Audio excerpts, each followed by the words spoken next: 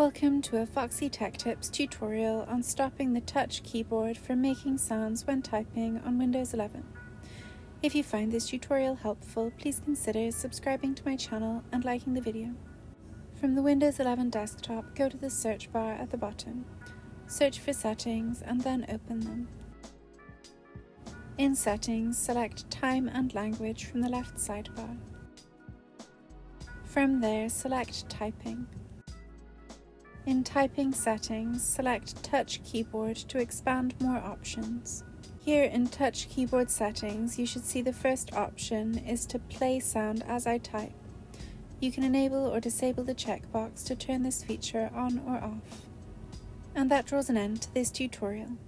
Please like the video if you found it helpful and subscribe to Foxy Tech Tips for more Windows 11 tips and tricks.